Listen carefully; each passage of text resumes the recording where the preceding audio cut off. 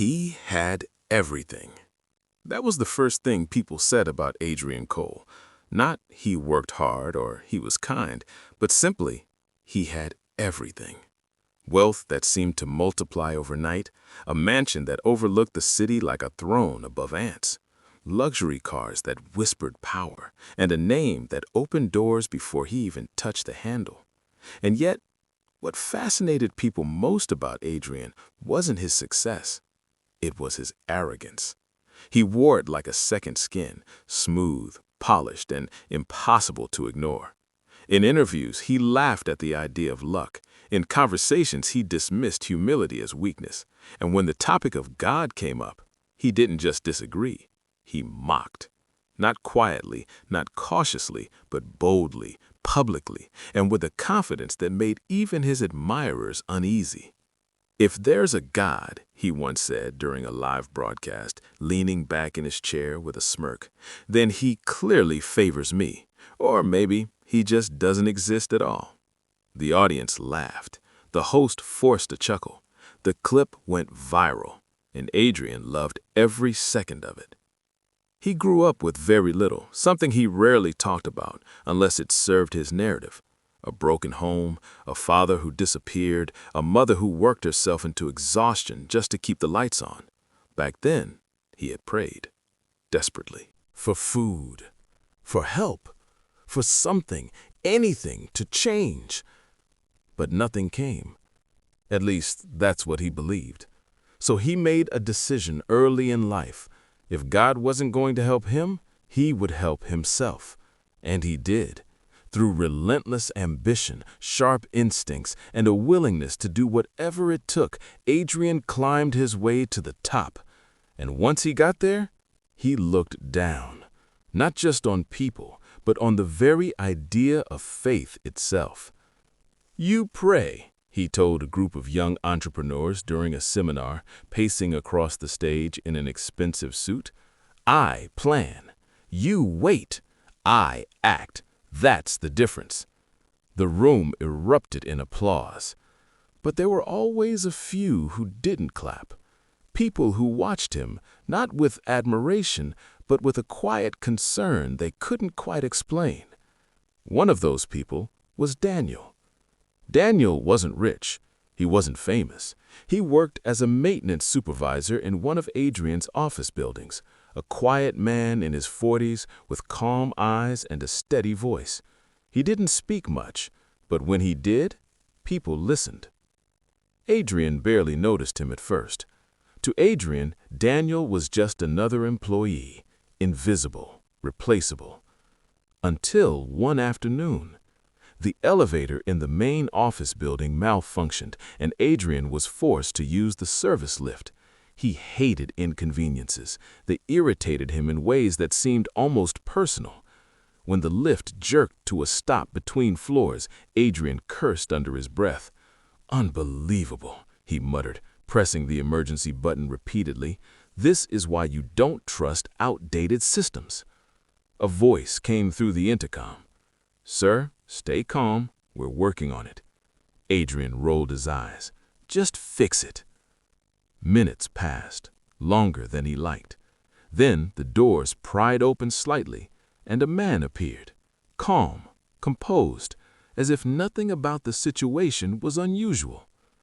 "Daniel." "We'll have you out in a moment," Daniel said. Adrian studied him briefly.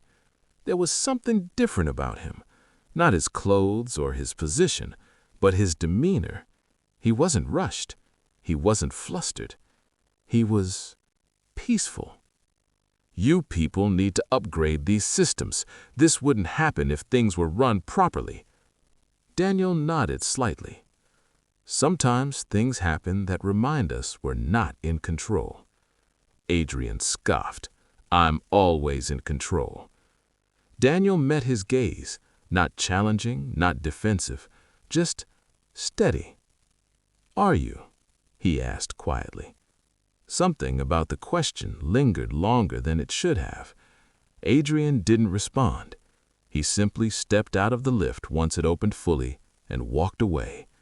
But for the first time in a long time, a thought followed him. Are you?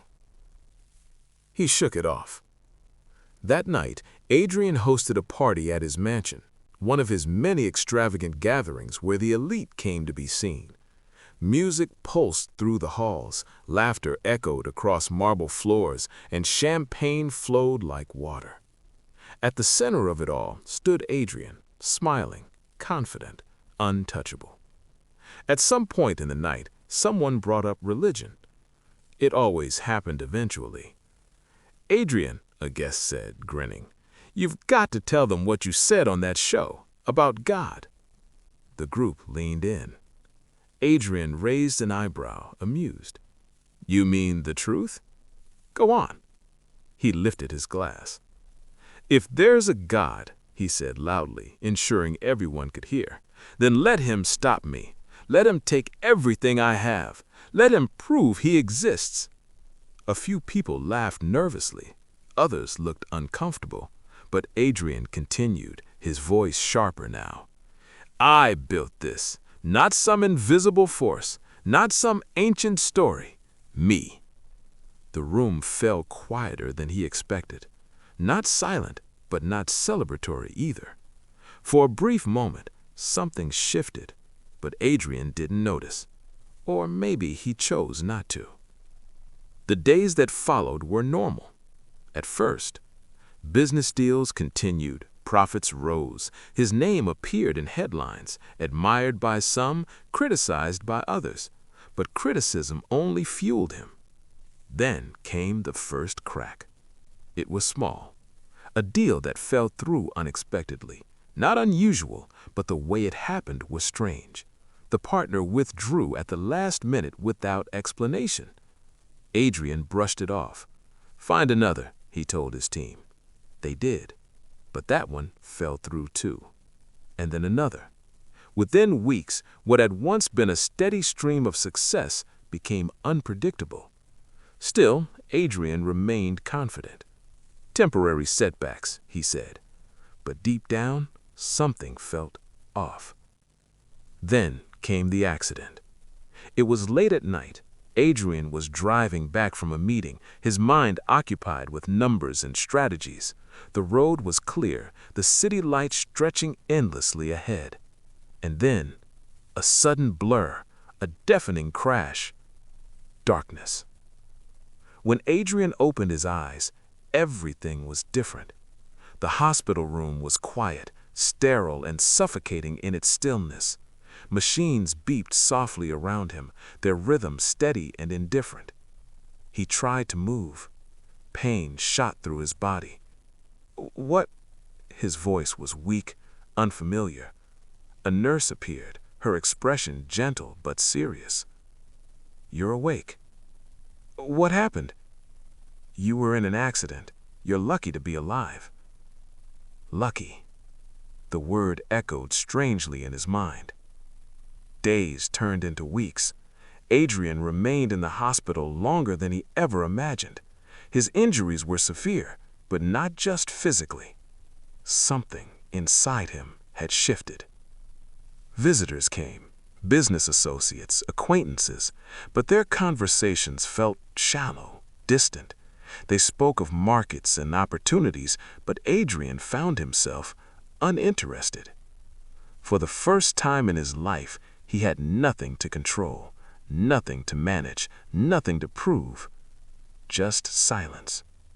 And in that silence, thoughts began to surface. Memories he had buried, questions he had ignored. One afternoon, as he stared out the window, he heard a familiar voice. "Mind if I come in?" Adrian turned his head. "Daniel." "What are you doing here?" Adrian asked. "I heard what happened," Daniel said, stepping inside. "I wanted to check on you." Adrian frowned slightly. "Why?" Daniel shrugged. "Because you matter."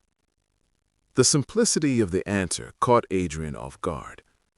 They sat in silence for a moment. Then Adrian spoke. "I said something before all this," he admitted, "at a party." Daniel nodded. "I heard." Adrian looked away. I told God to stop me, to take everything. And now? Adrian hesitated. I don't know what to think. Daniel leaned forward slightly. Sometimes, he said, it's not about God proving himself. It's about us finally seeing what's always been there. Adrian didn't respond. But for the first time, he didn't dismiss the idea either. Recovery was slow, painful, and humbling. Adrian returned home eventually, but his world was no longer the same. Business continued to decline. Investments failed. People he once trusted disappeared. The empire he'd built began to crumble, piece by piece, and there was nothing he could do to stop it. One evening, standing alone in his massive living room, Adrian looked around. Everything he once valued, gone or slipping away. The silence felt heavier than ever. He remembered his words, "Let him take everything I have." A chill ran through him. Was this that? Or was it something else? For the first time since he was a child, Adrian did something he never thought he would do again. He prayed. Not confidently, not eloquently, just honestly. I don't know if you're there, but if you are, I was wrong. The words felt strange, but real. Tears he didn't expect filled his eyes. I thought I did everything on my own, but I see now I had more than I deserved. The room remained silent, but something inside him shifted. Not dramatically, not instantly, but quietly. Days turned into months. Adrian's life didn't magically return to what it was. The wealth didn't come back overnight. The losses remained, but something else began to grow. Peace. A different kind of strength. He started small, helping where he could, reconnecting with people he had overlooked, listening more than he spoke. And slowly, the man who once mocked God began to understand something he never had before. He had never truly been in control. And maybe that was the point.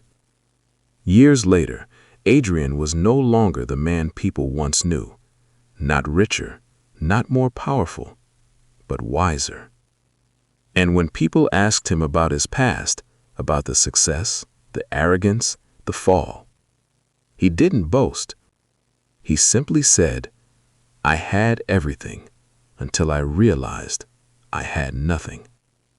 And for those who listened closely, there was something deeper in his voice. Not regret, not fear, but understanding.